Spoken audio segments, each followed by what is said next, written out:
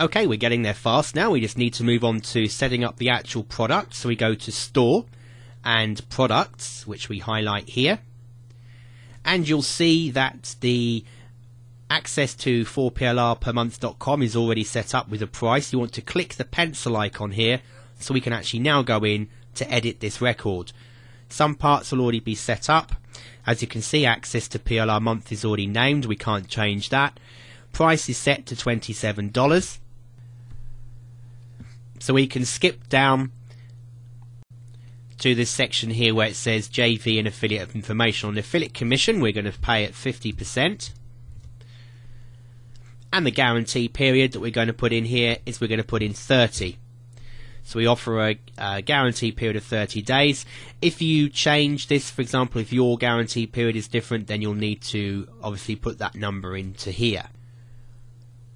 We now want to set up our payment gateway because we added it early on. We set up the payment gateway. We need to add it to this product. So we hit Payment Gates, Add New, and a box will pop up, and we can choose PayPal, which is the one we set up earlier. So we click it. It will have added it to the page. If I close the window, you can see it's here now appeared as PayPal.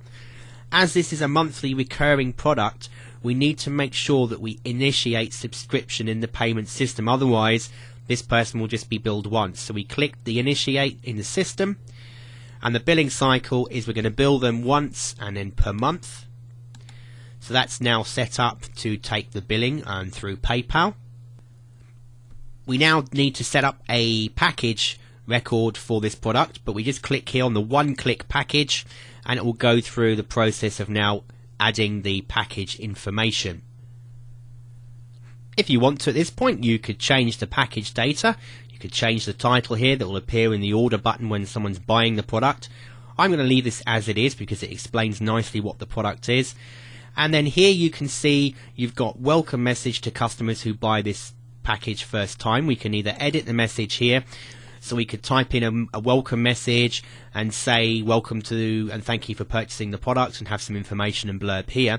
Or we can disable this email by leaving this one checked, and we could actually go ahead and integrate into Aweber. So this way, when someone signs up, in the background we're going to add them to our email list. Now here we can choose to either add them to Aweber.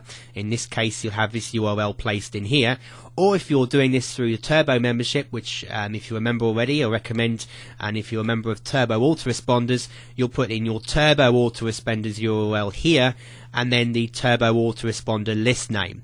So if your list, for example, is for PLR, for example, you'd just have 4PLR in here, and that's whether it's Aweber or Turbo Autoresponders. You just put in the list name parameter in here and then the URL here. And I'm going to add the Turbo Autoresponder now just to show you what you'll be using if you're using Turbo Autoresponders.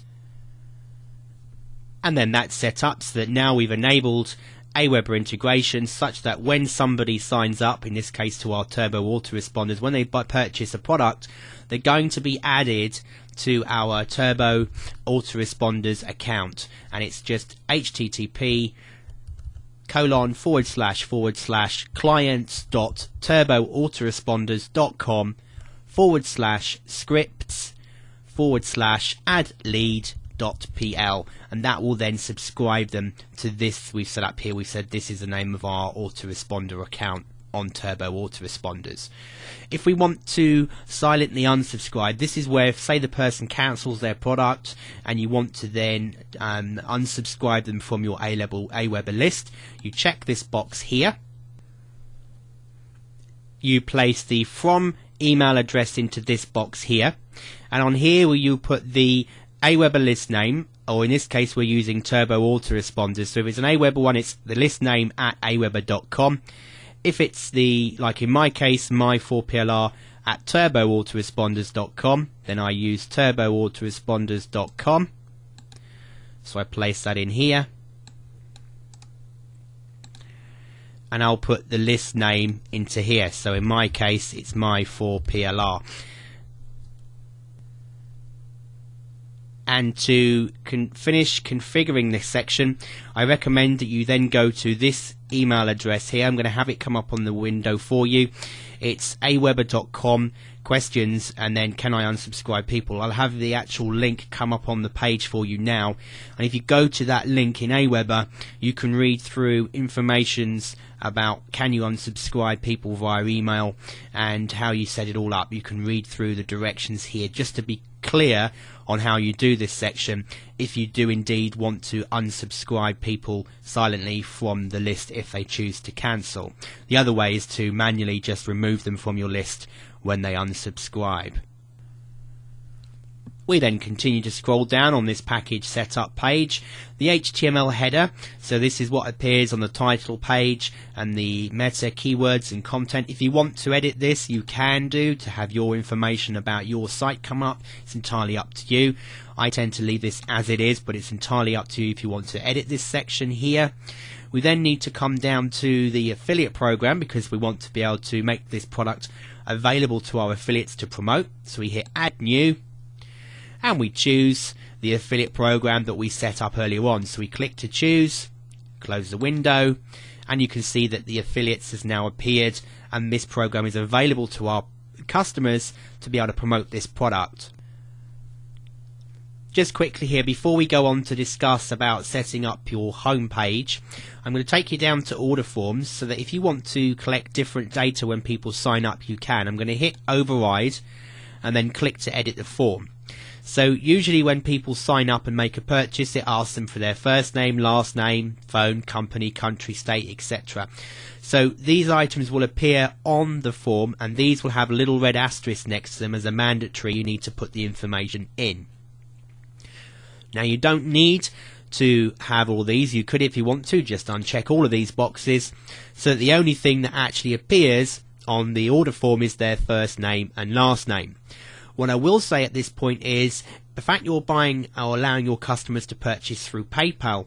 If somebody makes a dispute against you for a product, so say they say you've made a fraudulent taking of money from their account, which trust me, people do that from time to time even though they've purchased through your site. If you want to avoid any issues, make sure you're collecting people's addresses and information here, because if you don't have that information, it's hard for you, if not impossible, to win your dispute with PayPal and the person who's asking for the information. The great thing is Fantasos, when people sign up, takes records of everything and collects this information from your customers. So it's well worth remembering that if you choose not to collect this data and a PayPal dispute does arise, you're probably not going to have a leg to stand on. So I would usually leave these as they are, and that's what I would recommend you personally do, but at the end of the day, it's your personal choice. And I'm just going to close this window and I'm going to uncheck it because I want the standard default form to continue for my customers.